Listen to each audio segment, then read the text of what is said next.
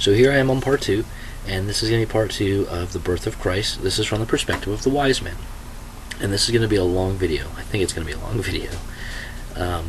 Because there's a lot to go over, and it takes a long period of time. But we'll try and get to it, and get through it as quickly as you can with getting as much detail as we can. It's all about details, right? Today it's not a red cup, it's Starbucks. And it's bar group beer. Which has a lot of sugar. Okay. So let's take this from the perspective of the wise men. We're back in, like, I don't know, somewhere 3 BC. We don't get to know the exact date when the wise men leave the east. All we know is that they live far enough in the east that they have no direct trade and no direct diplomatic trade or diplomatic relations between their kingdoms. Whatever kingdom they come from, as they might know that a people live and exist in this land, obviously, that's why they're traveling there, but they have no direct ties with that kingdom or its people.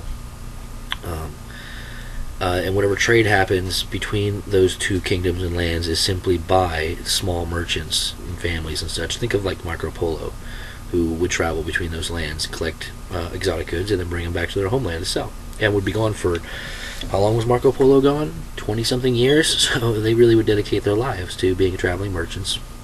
And that they did not work for their governments or their kingdoms. They were literally just families working as merchants. So again, the official kingdom of Rome, the Empire of Rome, the official kingdom these men come from, do not have direct ties to one another. So you have to understand they don't really know each other. They don't know them too well. Now the way these wise men, they're following a sign, a star that they see, and we don't know how long that trip was. It does not tell us exactly.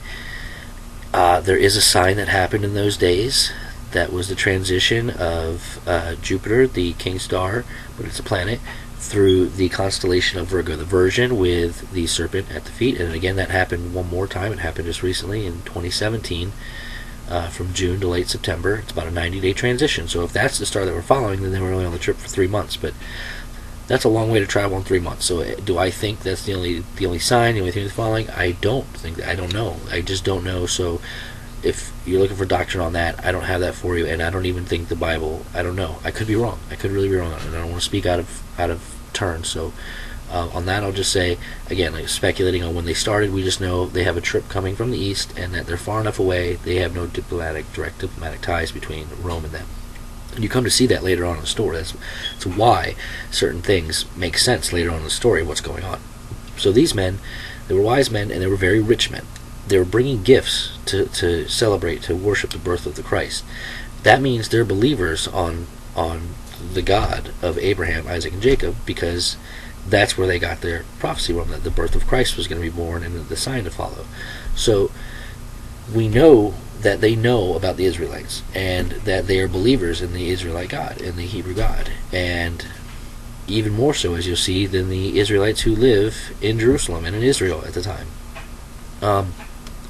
And yet, so they come from a faraway land, and they are rich men, and they are not alone. We always like to think there's 3 guys showed up with a bunch of gold, frankincense, and myrrh, and dropped it off.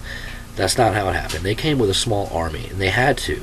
They had to come with a small army, first of all, because they needed security for the goods they were bringing. Large amount of gold. I don't know. It doesn't say exactly, how many bricks of gold, and but a large amount of gold.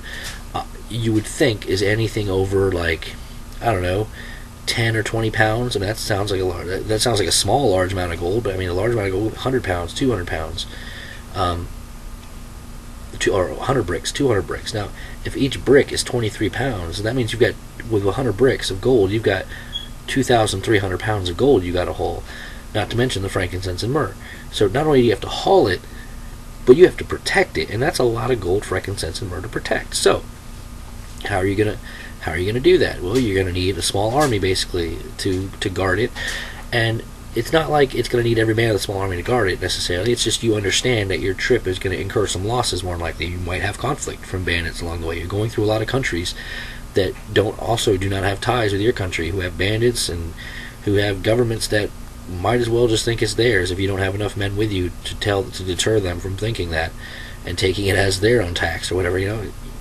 You don't know what's going to happen along the way, so you have enough men to handle that. Plus, with the understanding that you're going to lose some from conflict, disease from locals along the way on the trip, or disease just from the countryside along the trip that you might pick up from drinking water, or eating certain foods, or anything else. So sickness, disease, and just random death. So you have to have enough men to protect everything, enough men to haul everything, and beasts and everything, and to care for the beasts and all, and enough men in reserve to cover any losses you might have. So very rich men, even though it's 3 guys, very wise and rich, and who were able to afford to bring a small army with them. And the small army is actually what protects them in a certain way, in some big points, which aren't really mentioned in too much detail. You have to kind of look at and see what's going on.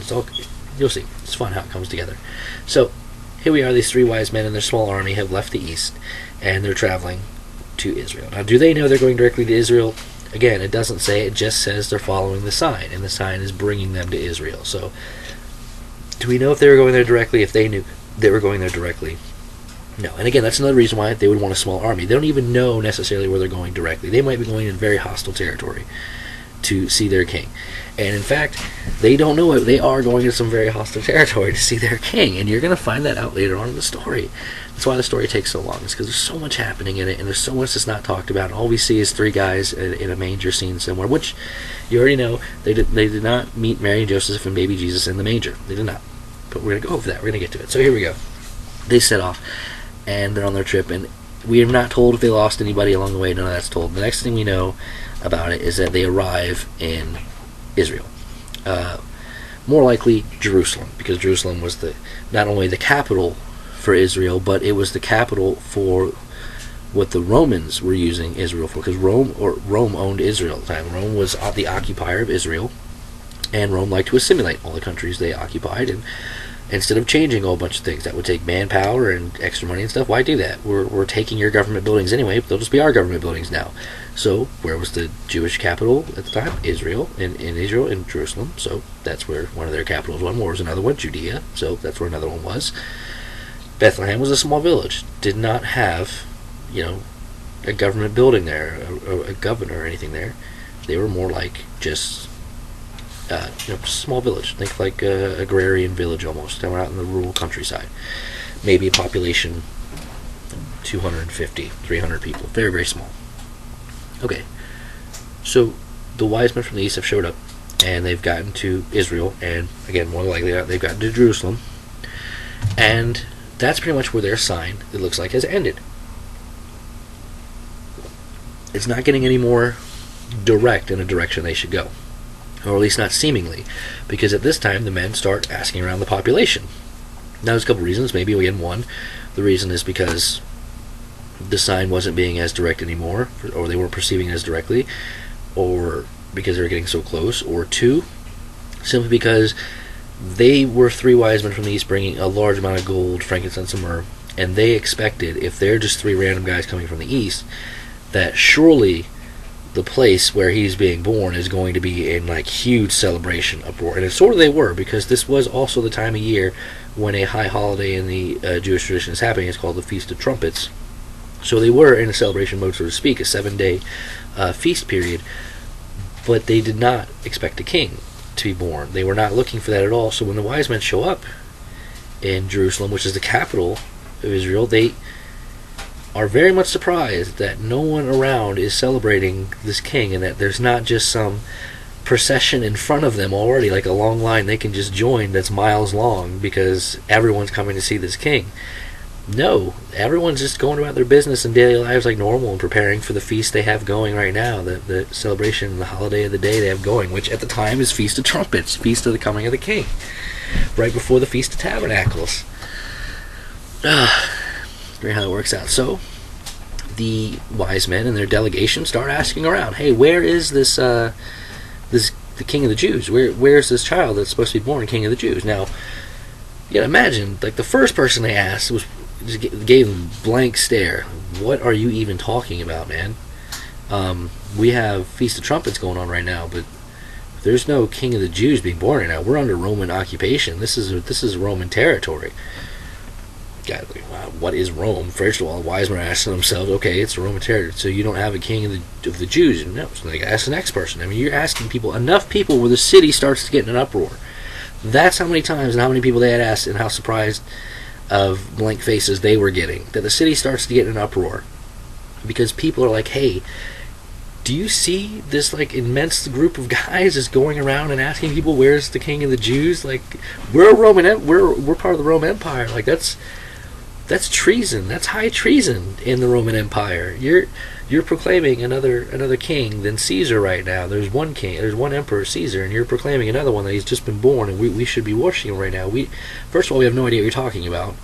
The only feast we have going on right now is Feast of Trumpets, which is the trumpets of the coming of the king, which we are expecting in the future, but we don't know of this king you're talking about right now that's just been born. So where do they bring the men? Well, it's a Roman province, it's Roman territory, so obviously you bring them to the rulers, right? They bring them to the high priest and the chief priests and the scribes. Nope, sure did not. They brought them directly to Herod, the governor, the king in the area. The Roman, he's the only one who's not Jewish in the area, really, and they brought the three wise men and their small army to Herod. Now Herod has got to be so flabbergasted when these guys show up, because first of all, there's a small army showing up at his gates, and yes, they have lots of weapons and everything, but they're not charging to attack or anything. It looks like a diplomatic party, and it looks like they've got large amounts of goods with them that might be given to or being traded with the Roman Empire. Well, he doesn't know. He just knows there's a small army contingent coming onto his land, and that the people bringing them to him claim they're looking for a king that's supposed to be born here. That's all he knows. There's these guys showing up with a small army, and all he knows about it ahead of time is the people